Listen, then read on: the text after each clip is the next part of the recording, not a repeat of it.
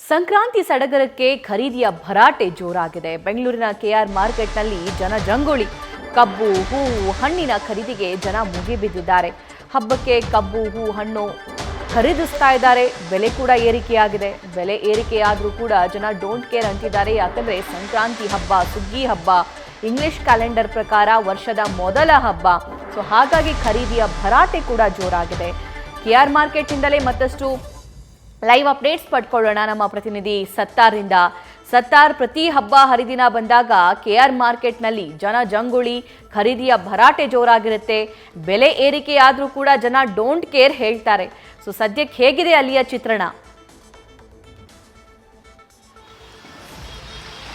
S ಹಬ್ಬ, ಹೊಸ ವರ್ಷದ ಮೊದಲ ಹಬ್ಬ ಸಂಕ್ರಾಂತಿ ಹಬ್ಬದ ಸಂಭ್ರಮ ರಾಜ್ಯದೆಲ್ಲೆಡೆ ಮನೆ ಮಾಡಿದ್ರೆ, ಇತ್ತ ಕೇರ್ ಮಾರ್ಕೆಟ್ನಲ್ಲಿ ಖರೀದಿ ಭರಾಟೆ ಕೂಡ ಜೋರಾಗಿರುವಂತದ್ದು. ಸದ್ಯ ನಾನೀಗ ಕೇರ್ ಮಾರ್ಕೆಟ್ನಲ್ಲಿ ಇದ್ದೀನಿ. ದೃಶ್ಯದಲ್ಲಿ ಗಮನಿಸ್ತಾ ಇರ್ಬೋದು ಯಾವ ರೀತಿಯ ಚಿತ್ರಣ ಇದೆ ಅನ್ನೋದನ್ನ. ಬೆಂಗಳೂರಿನ ಕೇರ್ ಮಾರ್ಕೆಟ್ನಲ್ಲಿ ಸದ್ಯ ಜನ ಜಾತ್ರೆ ಒಂದು ರೀತಿ ಕಡಿಮೆ ಆಗಿದ್ರು ಕೂಡ ಬೆಳಗ್ಗೆ ಹೊತ್ತು ದೊಡ್ಡ ಮಟ್ಟದಲ್ಲಿ ಜನಸಂದಣಿ ಇತ್ತು. ಸದ್ಯ ಈಗ ಒಂದು ಹಂತದಲ್ಲಿ ಜನಸಂದಣಿ ಕಡಿಮೆ ಆಗಿದ್ರೆ ಹಬ್ಬದ ಖರೀದಿಯ ಭರಾಟೆ ಕೂಡ ಜೋರಾಗಿರುವಂತದ್ದು. ಕೇರ್ ಮಾರ್ಕೆಟ್ನಲ್ಲಿ ವ್ಯಾಪಾರ ವಹಿವಾಟು ಕೂಡ ಜೋರಾಗಿದೆ. ಕಾಲಿಡೋದಕ್ಕೂ ಜಾಗ ಇಲ್ಲದಂತ ಒಂದು ವಾತಾವರಣ ಕ್ರಿಯೇಟ್ ಆಗಿತ್ತು. ಸದ್ಯ ಕೊಂಚ ಕಡಿಮೆ ಆಗಿರುವಂತದ್ದು. ಹೂ, ಹಣ್ಣು, ಕಬ್ಬು, ತರಕಾರಿ ಜೊತೆಗೆ ಅವರೆಕಾಯಿ ಏನು ಖರೀದಿಯಲ್ಲಿ ಕೂಡ ಜನ ಬ್ಯುಸಿ ಆಗಿರುವಂತದ್ದು. ಒಂದು ರೀತಿಯ ಭರ್ಜರಿ ವ್ಯಾಪಾರ ಕೂಡ ನಡೀತಿದೆ. ಅದರ ಜೊತೆಗೆ ಒಂದು ರೀತಿಯಲ್ಲಿ ಗ್ರಾಹಕರಿಗೆ ಏನು ದರ ಏರಿಕೆ ಎಫೆಕ್ಟ್ ಕೂಡ ತಟ್ಟಿದೆ. ಹಬ್ಬದ ಹಿನ್ನೆಲೆ ಒಂದು ರೀತಿಯಲ್ಲಿ ಹಬ್ಬದ ಏನು ಖರೀದಿಯ ಭರಾಟೆ ಜೋರಾಗ್ತಾ ಇದ್ದಂಗೆ ದರ ಕೂಡ ಹೆಚ್ಚಾಗ್ತಾ ಇರುವಂತದ್ದು. ಸಿದ್ಧ ಎಳ್ಳು ಕೆಜಿಗೆ 250ರಿಂದ 300 ರೂಪಾಯಿ ಇದ್ದರೆ, ಸಕ್ಕರೆ ಅಚ್ಚು 250ರಿಂದ 300 ರೂಪಾಯಿ ಇದೆ. ಅದರ ಜೊತೆಗೆ ಬಿಳಿ ಕಬ್ಬು ಜೋಡಿಗೆ 80ರಿಂದ 120 ರೂಪಾಯಿ ಇದ್ರೆ, ಕಪ್ಪು ಜೋಡಿಗೆ 120ರಿಂದ 180 ರೂಪಾಯಿ ಕೂಡ ವ್ಯಾಪಾರ ಆಗ್ತಾ ಇದೆ.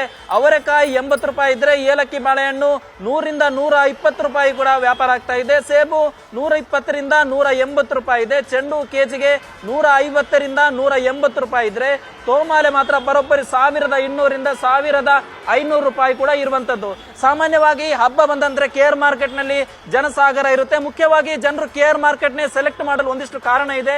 ಯಾಕಂದ್ರೆ ಒಂದೇ ಸೂರಿನಡಿ ಎಲ್ಲವೂ ಸಿಗುತ್ತಾ ಅನ್ನೋ ಹಾಗೆ ಕೇರ್ ಮಾರ್ಕೆಟ್ ನಲ್ಲಿ ಹಬ್ಬಕ್ಕೆ ಬೇಕಾದ ಎಲ್ಲ ಹೂ, ಹಣ್ಣು, ತರಕಾರಿ ಜೊತೆಗೆ ಹಬ್ಬದ ಸಾಮಗ್ರಿ ಕೂಡ ಇಲ್ಲೇ ಸಿಗುತ್ತಾ ಇದೆ. ಅದರ ಜೊತೆಗೆ ಇಲ್ಲಿ ದರ ಕೂಡ ಒಂದು ರೀತಿಯಲ್ಲಿ ಬೇರೆ ಕಡೆಗೆ ಹೋಲಿಕೆ ಮಾಡಿದ್ರೆ ಇಲ್ಲಿ ಕಡಿಮೆ ಇದೆ.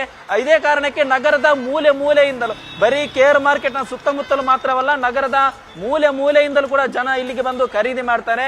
ಈ ಒಂದು ಸಂದರ್ಭದಲ್ಲಿ ಯಾವುದೇ ರೀತಿಯ ತೊಂದರೆ ಆಗಬಾರ್ದು ಅನ್ನೋ ಕಾರಣಕ್ಕೆ ಪೊಲೀಸರು ಕೂಡ ನಿಗಾ ಇಟ್ಟಿರುವಂತದ್ದು. ಸಾಮಾನ್ಯವಾಗಿ ಜನಸಂದಣಿ ಇರುವ ಪ್ರದೇಶದಲ್ಲಿ ಕಳ್ಳರು ಕೈಚಲಕ ತೋರಿಸಿ, ಅದರ ಜೊತೆಗೆ ಒಂದಿಷ್ಟು ಪ್ರಕರಣ ಸದ್ಯ ಈ ಹಿಂದೆ ಕೂಡ ನಡೆದಿತ್ತು.